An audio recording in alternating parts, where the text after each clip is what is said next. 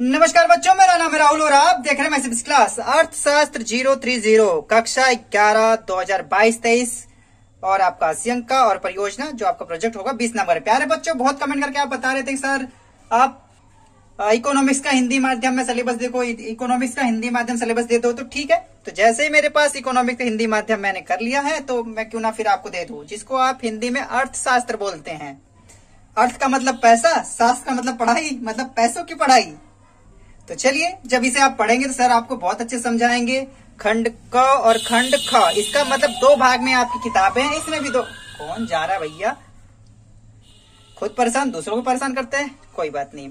और ये आज 1 सितंबर 2022 है प्यारे बच्चों, और 30 सितंबर तक आपका सिलेबस पूरा होना है। जैसे ही मेरे को मिला, मैं कहीं ना आपके कमेंट की वजह से मैं ये लेके आया हूँ इकोनॉमिक्स का, अर्थशास्त्र का।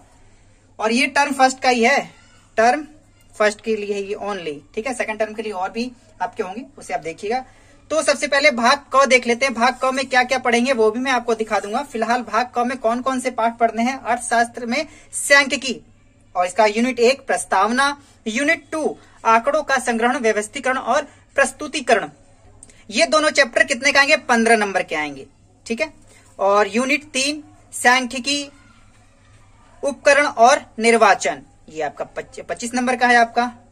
तो unit first, unit second, unit third, ठीक है, ये आप चीजें देख सकते हैं। और दूसरे बुक में से प्रारंभिक विशिष्ट अर्थशास्त्र, यूनिट 4 प्रस्तावना, यूनिट 5 उपभोक्ता का संतुलन और मांग, पार्ट यूनिट 6 उत्पादन, उत्पादक का व्यवहार और पूर्ति, यूनिट 7 बाजार के रूप तथा पूर्ण प्रतियोगिता, बाजार के अंतर्गत कीमत निर्धारण।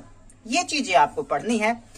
भाग ग में परियोजना कार्य, मतलब कि जो प्रोजेक्ट कार्य होगा वो 20 नंबर का होता है प्यारे बच्चों, जैसा कि आपको पता है। 80 नंबर का पेपर होगा, 40 का फर्स्ट बुक में, 40 का इसमें से 40-40 80 हो जाएगा, 20 का आपको प्रोजेक्ट मिल जाएगा, ठीक है। 80 नंबर का 20 का मिल जाएगा। कौन कौन से चैप्टर पढ़ने वो आपने देख ही लिया, ठीक है। इसके अंदर देखते हैं भाग क में अर्थशास्त्र की सांख्यिकी, यूनिट 1 प्रस्तावना। अर्थशास्त्र क्या है? अर्थशास्त्र में सांख्यिकी का अर्थ, क्षेत्र, कार्य और महत्व। यूनिट 1 में ये चीजें पढ़नी है। यूनिट 2 में आंकड़ों का संग्रहण, व्यवस्थीकरण और प्रस्तुतिकरण। इसके अंदर क्या है? इसके अंदर प्यारे बच्चों ये रहा, ये रहा, ये रहा, ये रहा, ये दूसरी, ये इसके नीचे वाला ये रहा, ये रहा, ये रहा, ठीक है। इसे मैं कोशिश करूंगा आप पे टेलीग्राम पे डाल दूं, जिससे आप अच्छे से डाउनलोड करके अच्छे से पढ़ सकते हैं, ठीक है। कमेंट करके जरूर बताइएगा आपको ये टेलीग्राम पे चाहिए या नहीं चाहिए। मैथमेटिक्स क्लास का टेलीग्राम पे है, वहां जाके ज्वाइन कर सकते हैं। बहुत सारी चीजें मैंने पहले भी दे रखी हैं।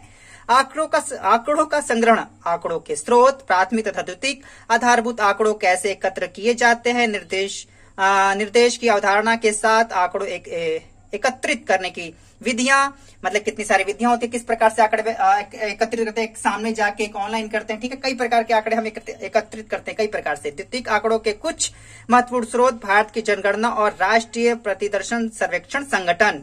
आंकड़ों का व्यवस्थीकरण, ठीक है। देखो ये रहा, ये अलग से है, आंकड़ों का व्यवस्थीकरण है इस टॉपिक में, ठीक है। चारों का अर्थ और प्रकार, आवृत्ति और वितरण। आंकड़ों का प्रस्तुतिकरण, आंकड़ों का सारणीय प्रदर्शन तथा चित्रमय प्रदर्शन। ज्यामितीय रूप, दंड चित्र, ये जो आपने 10th क्लास में मैथ्स में पढ़ी थी प्यारे बच्चों ना, सांख्यिकी, उसी बेस पे है थोड़ा सा आपका। यूनिट 3 में देख लेते हैं, आवृत्ति ये सब देख रहे हो ना। यूनिट 3 सांख्यिकी, उपकरण और निर्वाचन। सभी संख्यात्मक प्रश्न का हल, उपयुक्त आर्थिक निर्वाचन के हल करने का प्रयास किया जाना चाहिए। इसका अर्थ शिक्षार्थियों द्वारा प्रश्नों को हल करने तथा उससे प्राप्त परिणामों का निर्वाचन करने की आवश्यकता है।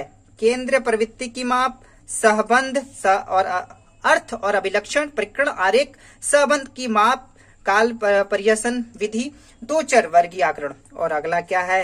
सूचकांक का परिचय। ये चीजें पढ़नी है। अर्थ, प्रकार, क्या क्या चीजें होती हैं, ये आपका हुआ फर्स्ट बुक का। अगला है खंड ख, ठीक है। खंड ख ये देख सकते हैं आप, थोड़ा सा बड़ा कर और समझ में आएगा आपका।